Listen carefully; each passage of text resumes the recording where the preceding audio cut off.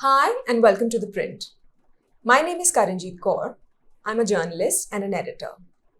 Today I'd like to talk to you about the death of Anna Sebastian Pereyil, which has sparked off a national debate, and how toxic workplaces are cultivated from the top down.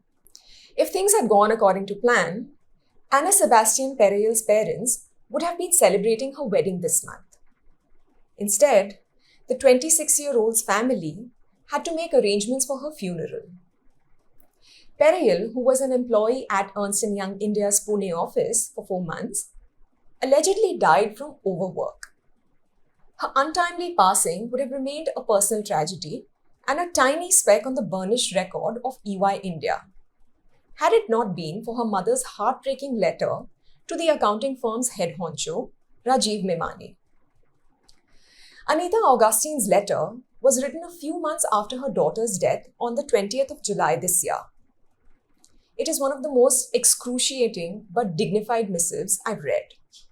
Augustine spoke about the culture at EY India, detailing how her daughter was under extreme stress due to working 18 to 20 hours a day. It seems Pereyil would be on calls well past midnight, only to resume work at 6 a.m. in the morning. She was at the mercy of a callous manager who would reschedule meetings to be able to watch cricket matches. Augustine painted a picture of a young woman driven to exhaustion, skipping meals, and unable to even attend her own convocation properly. The anguished letter asks, is this what parents send their children to do after spending so much on their education? It goes on to describe Pereyil's deteriorating health and the cold responses from her superiors when she requested time off. Pereyil was reportedly told, "You can work at night. That's what we all do." Even though her parents encouraged her to quit, Pereyil persisted. But eventually, the pressure proved too much for her. Augustine writes, "I wish I had been able to protect her, to tell her that her health and well-being mattered more than anything else.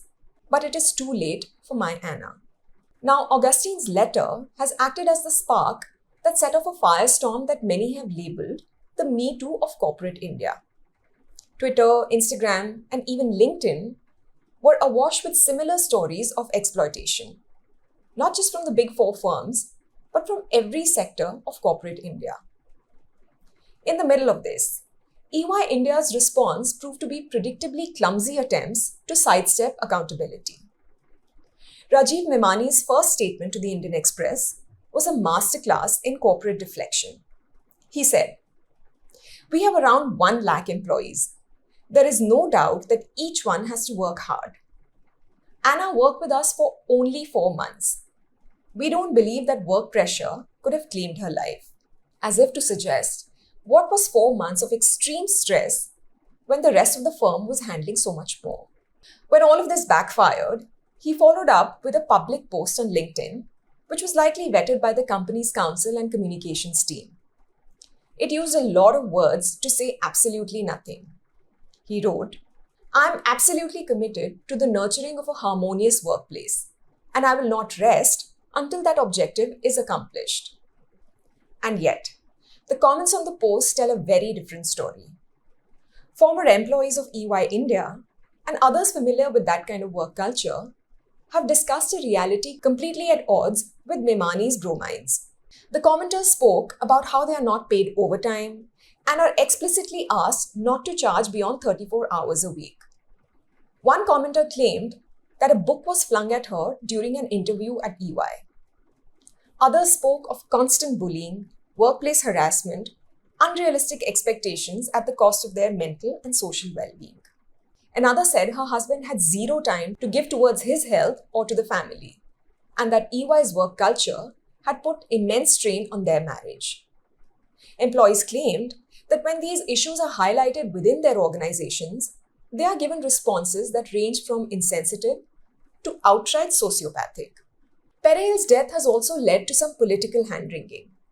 While Finance Minister Nirmala Sitharaman made a heedless remark about inner strength to handle workplace pressure, Shobha Karandlaje, the Union Minister of State for Labour and Employment, announced that her ministry had officially taken up the complaint and promised a thorough investigation. In a rare show of cross-party unity, opposition leaders joined the chorus. Rahul Gandhi and Shashi Tharoor both met Periyal's family. But the sentiment on the ground seems to be that when the crowd falls silent, nothing will really change. No one is unfamiliar with the work culture that is now being called out. And EY is hardly the only offender. This toxicity permeates every stratum of every field.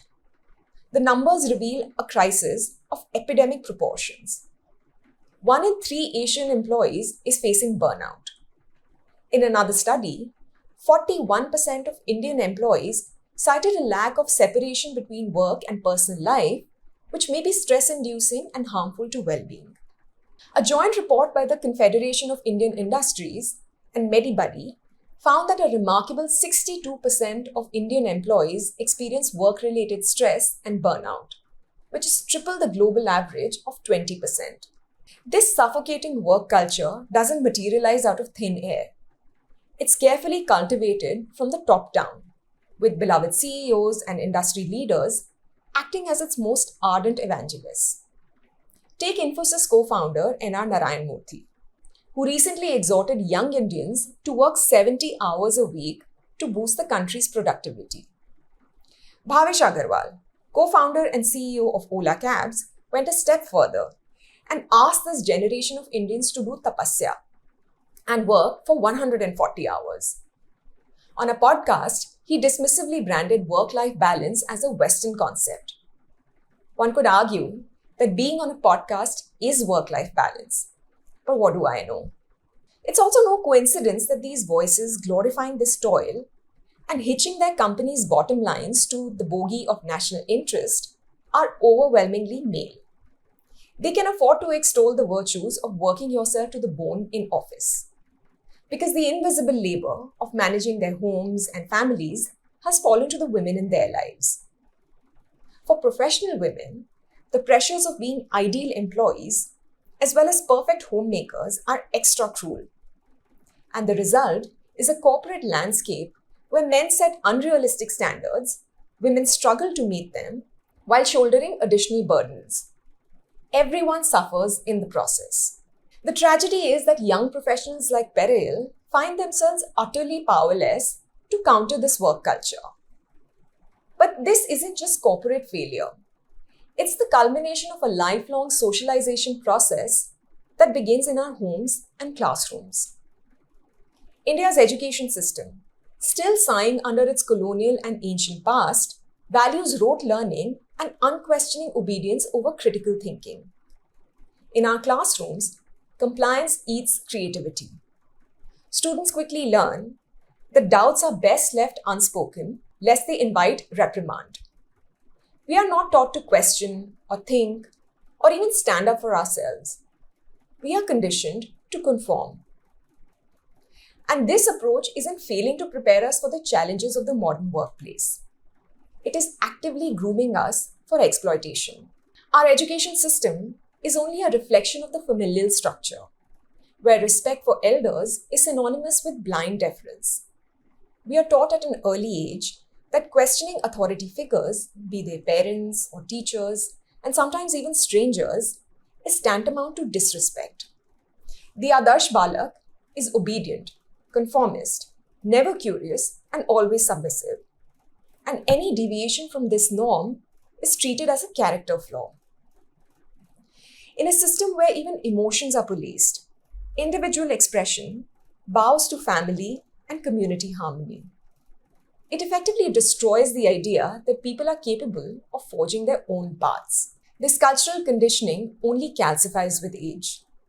The child who learns to swallow questions at home becomes the student who fears challenging ideas in the classroom and goes on to become the adult who lacks the tools to push back against unreasonable demands at the workplace.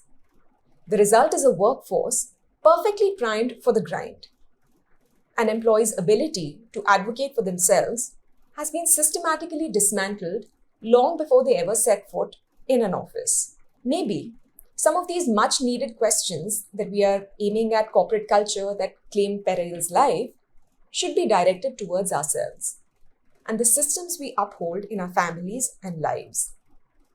Because a culture that molds unquestioning children into acquiescent adults needs more than just an investigation or a policy change.